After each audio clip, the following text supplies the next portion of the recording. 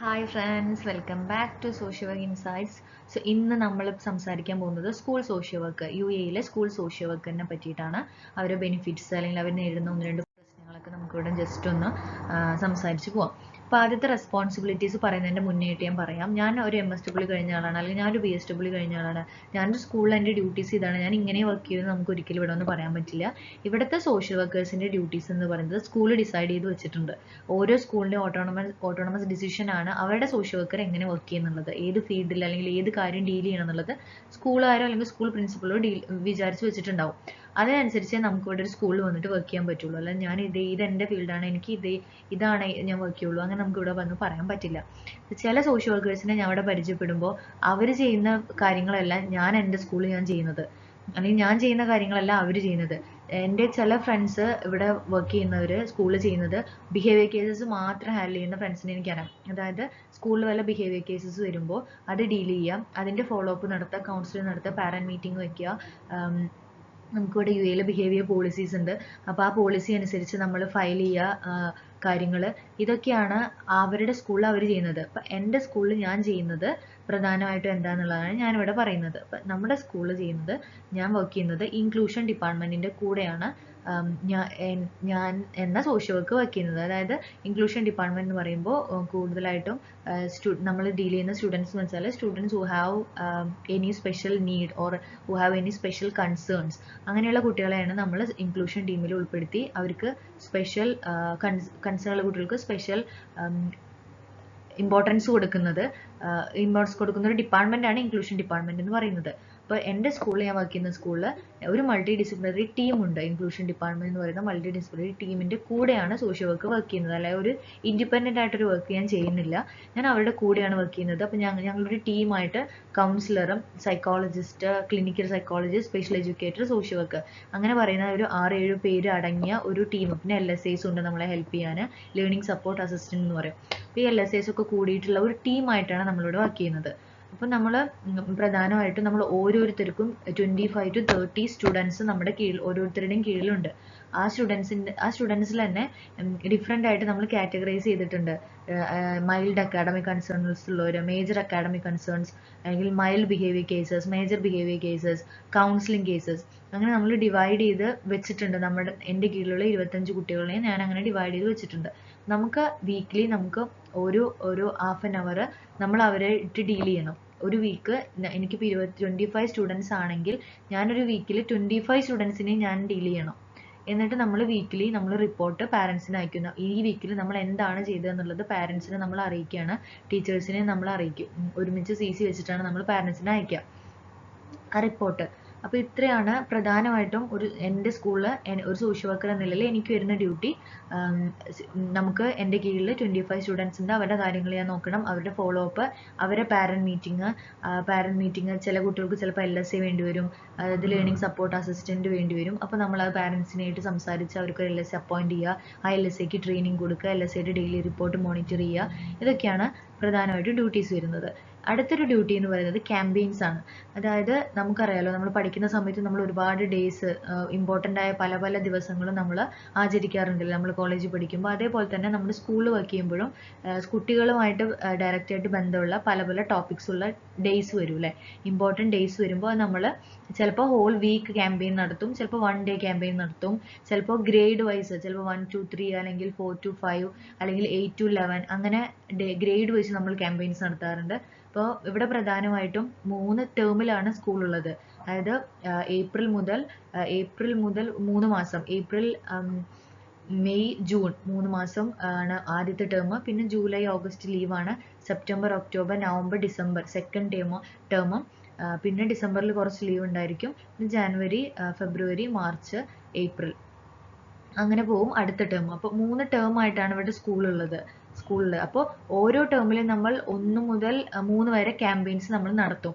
പിന്നെ ബിഹേവിയർ കൺസേണുള്ള കുട്ടികളെ കൗൺസിലിംഗ് ചെയ്യുക, അല്ലെങ്കിൽ ബിഹേവിയർ കൺസേൺസ് കൂടാതിരിക്കാൻ വേണ്ടി നമ്മൾ ക്യാമ്പയിൻസ് നടത്താറുണ്ട്. കുട്ടികളെ വിളിച്ചിരുത്തിയിട്ട് ഗ്രേഡ് വൈസ് തന്നെ നടത്താറില്ല, പല പല ഹാൻഡ്സ് ഓൺ ആക്ടിവിറ്റീസ് കൊടുക്കാറുണ്ട് അവർക്ക്.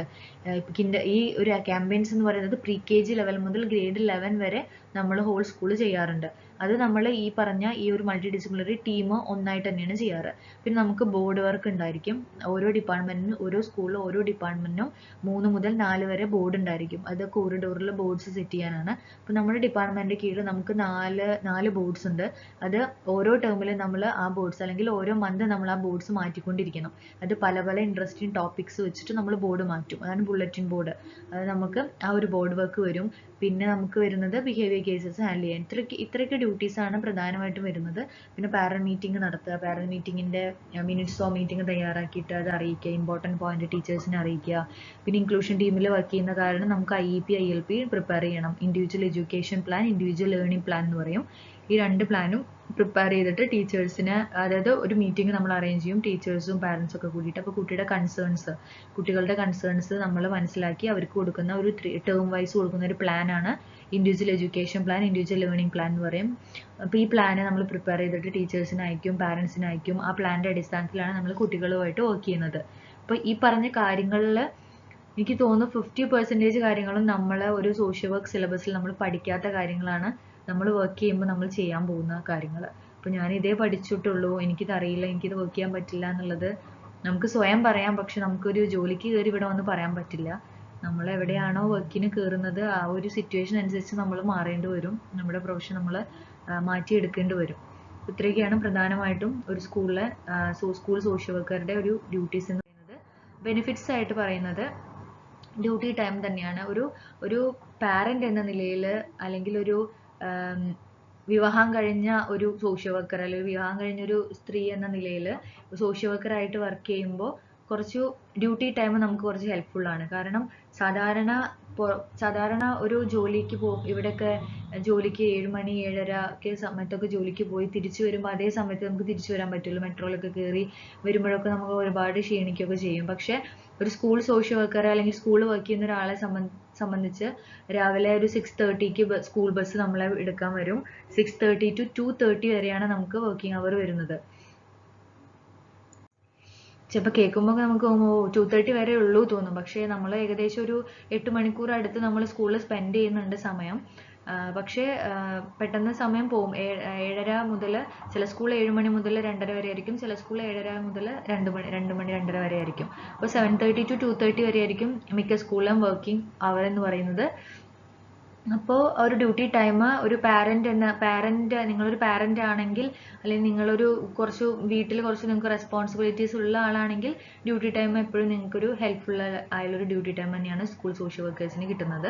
അടുത്ത ചൈൽഡ്സ് എഡ്യൂക്കേഷൻ എന്ന് പറയുന്നത് ഇവിടെ സോഷ്യൽ വർക്കറിന് മാത്രമല്ല, സ്കൂളിൽ വർക്ക് ചെയ്യുന്ന എല്ലാവർക്കും അവരുടെ കുട്ടികളുടെ എഡ്യൂക്കേഷൻ എന്ന് പറയുന്നത് കൺസെഷൻഡ് ആയിരിക്കും. ഫീയിൽ ചില സ്കൂളുകൾ പകുതി ഫീസ് കൊടുത്താൽ മതി, ചില സ്കൂളിൽ ഫുൾ ഫ്രീ ആയിട്ട് കിട്ടും, ചില സ്കൂളിൽ കുറച്ച് ഫ്രീ കൺസെഷൻ ആയിരിക്കും.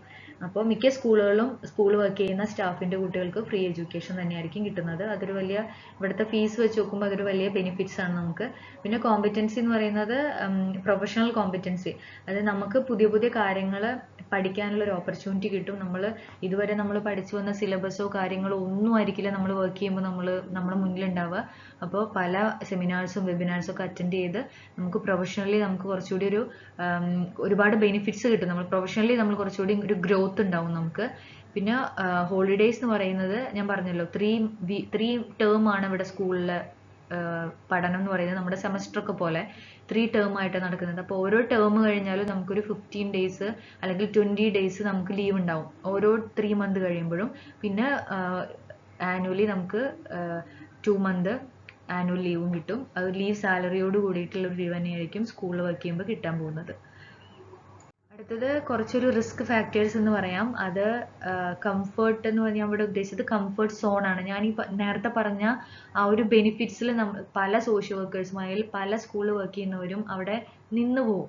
അവരൊരു റിസ്ക് എടുക്കാം. അത് നമുക്ക് അത്രയും കംഫർട്ടായി പോകും. നമ്മളൊരു സ്കൂളിൽ വർക്ക് ചെയ്യുമ്പോൾ വർക്കിംഗ് അവർ നമുക്ക് കംഫർട്ടാണ്. ഫിനാൻഷ്യലി നമുക്ക് കുട്ടികളുടെ എഡ്യൂക്കേഷൻ ഫ്രീ ആയതുകൊണ്ടും കൺസെഷൻ ഉള്ളതുകൊണ്ടും, പിന്നെ ട്രാവലിംഗ് നമുക്ക് അധികം വരാത്തത് കൊണ്ടും, നമുക്ക് ഒരുപാട് ഫാമിലി ടൈം കിട്ടുന്നത് കൊണ്ടൊക്കെ ആ ഒരു കംഫർട്ട് സോണിൽ നമ്മൾ നിൽക്കും.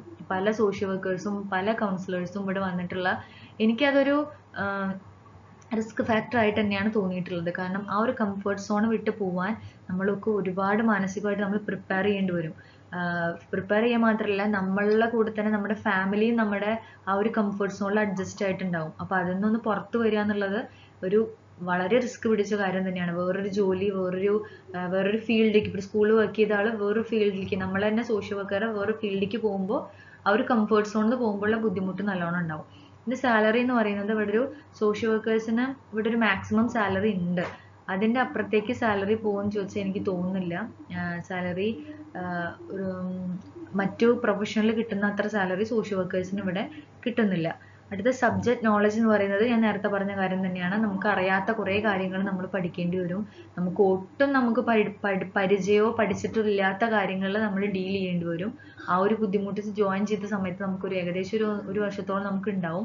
പിന്നെ അത് കഴിഞ്ഞാൽ നമ്മൾ അതിനോട് അഡ്ജസ്റ്റ് ചെയ്ത് നമ്മൾ കുറേ കാര്യങ്ങൾ പഠിച്ചിട്ട് പിന്നെ അത് ശരിയാവും. അപ്പോൾ ഇത്രയും കാര്യങ്ങളാണ് ഒരു സ്കൂൾ സോഷ്യൽ UAE-യിലുള്ള ഒരു റോൾസ് ആൻഡ് റെസ്പോൺസിബിലിറ്റീസിൽ വരുന്നത്. നിങ്ങൾക്ക് എന്തെങ്കിലും സംശയം ഉണ്ടെങ്കിൽ കമൻസിൽ ചോദിക്കാം. എനിക്കറിയുന്ന കാര്യങ്ങളാണെങ്കിൽ ഞാൻ പറഞ്ഞുതരാം. പിന്നെ ലൈസൻസിൻ്റെ ഒരു ടോപ്പിക്ക് ഞാൻ എടുത്തിട്ടുണ്ടായിരുന്നു. നിങ്ങൾക്ക് ലൈസൻസിനെ പറ്റി ചിന്തിക്കുന്നവരാണെങ്കിൽ നിങ്ങൾക്ക് ആ സ്ലൈഡ് കണ്ട് നിങ്ങൾക്ക് മനസ്സിലാവും ഏതൊക്കെയാണ് സ്റ്റെപ്സ് എന്നുള്ളത്. ഇത്രയും കാര്യങ്ങളാണ് ഒരു സ്കൂൾ സോഷ്യൽ വർക്കറിൽ വരുന്നത്. അത് ഓരോ സ്കൂളിലും ഓരോ ഡ്യൂട്ടീസ് ആയിരിക്കും സോഷ്യൽ വർക്കേഴ്സിന്. ഞാനിവിടെ പറഞ്ഞത് എൻ്റെ എക്സ്പീരിയൻസ് വെച്ചിട്ട് ഞാൻ വർക്ക് ചെയ്യുന്ന കാര്യങ്ങളാണ് ഞാനിവിടെ പറഞ്ഞത്. So thank you for watching this video. Thank you so much and subscribe this channel please.